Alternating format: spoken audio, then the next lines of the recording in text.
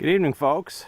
We have kind of an emergency situation to deal with here this evening. As you can see, this cherry plum is white with blossoms,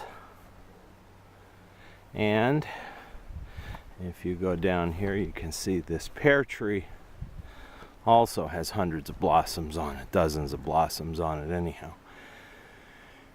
The problem is, here we are the last weekend in April, and because of the fact that we've had the warm sunny weather we've had, some of these trees have started to blossom early, early.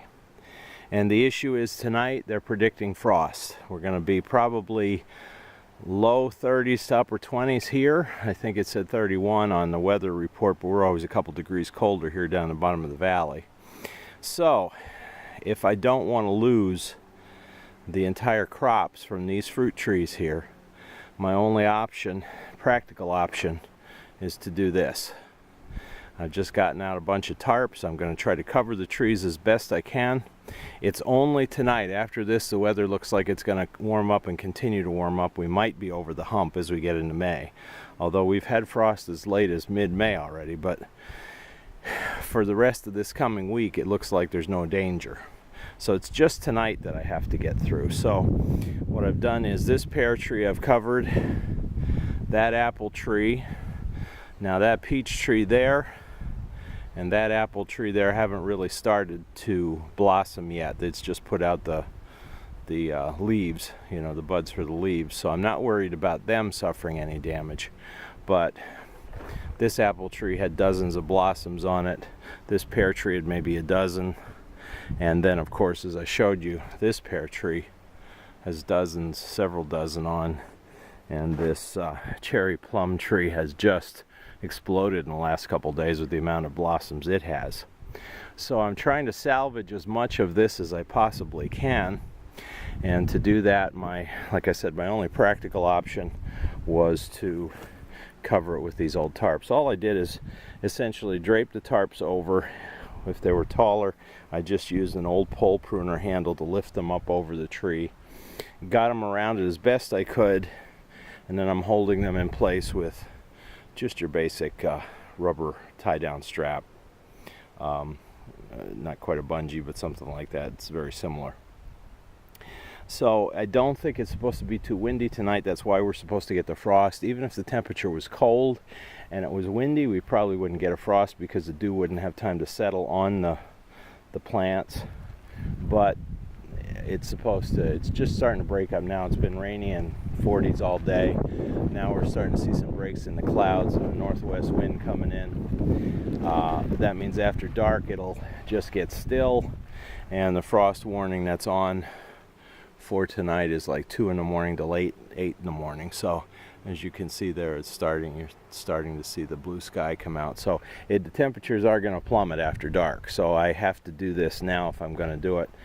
I can't guarantee the results. I haven't tried this before in the past. I just kind of thought, well, the last few years I haven't had to worry about that. And the one year I missed it, I missed it, and then things died on me. So I'm going to try this year, see if this works. I'm certainly not going to do like the commercial orchards do, where they put these smudge pots or whatever they call them, these fire rings, and burn tires or whatever during the night to keep the temperatures around the trees up above freezing. I'm not going to go to that extent, but we'll see if this works. I have some enough tarps to do this. You might recognize a couple of these big ones from my previous videos when I re-roofed the house last fall. These are left over from that. They were just in the barn, so they're not perfect, but should suffice. So I've got to get those two more on that pear tree. Oops, sorry, I didn't mean to go so fast. And that plum tree, and that should do it. My other trees, where the old apple tree is and the other smaller fruit trees, have no blossoms on them yet. So again, I'm not worried about them. The thing I am kind of worried about, not as critical, but don't know if you can see there in the distance, the lilacs have just started to come out here, and they're a bit early for here because usually it's They reach peak around Mother's Day, so we're still a couple weeks away from that, but they came out a little early. So the white ones there, and there's some purple ones, lavender ones over on that bush over there.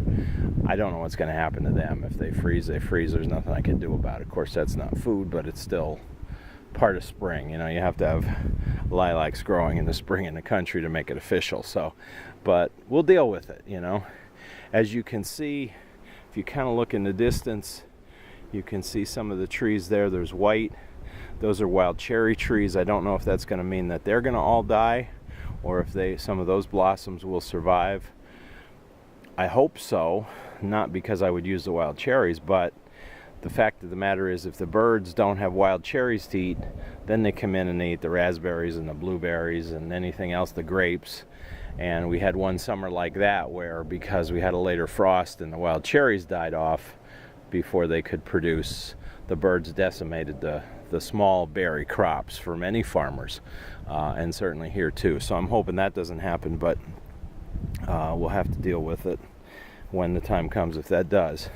I also, in these small blueberry bushes over here, they're starting to, they've got blossoms on them. That one's white with blossoms. So I've got to get a tarp over them. I'll just lay that over top of them. I'm not going to be too fancy with that. But I don't want to lose the blueberries if I can help it either. So that's where we are this evening.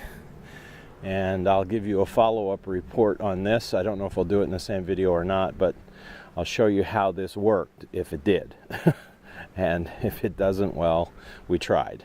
So I want to thank you for watching, and thank you for your support and sharing our videos to anybody who may be interested in what we're doing here, the practical things that we're doing.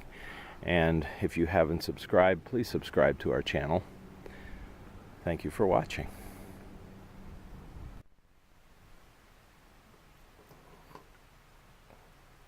Well, as predicted, we did get frost last night. Got down to 29 according to the thermometer. So we will pull the tarps off of the trees a little later this morning after it warms up.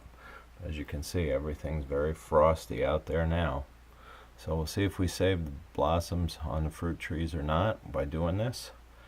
But we gave it our best shot to try to save our crop. So we'll get back to you with the report. Thanks for watching.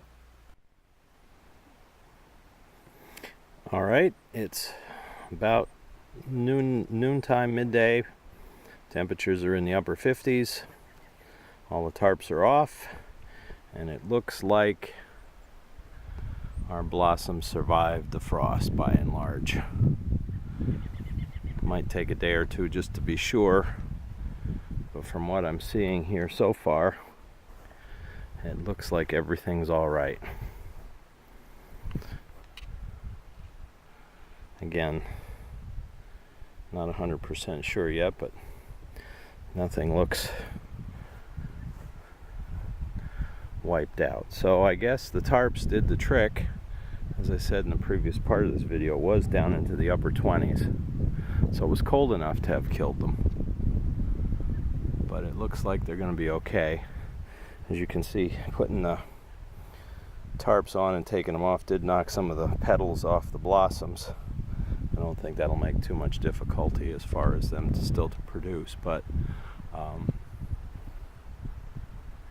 it looks like everything made it. So we'll see. But I'm happy with the results. So now we're heading into a period of time where there's going to be warmer temps, night temps only down into the 40s, day temps 60s and 70s. At least for the immediate future, for the next week or so, we don't have to worry about frost. As I said, sometimes we do get frost in mid-May, up to mid-May. So I've still got about 2 weeks to worry about this yet. But I think the worst is over. Let's hope.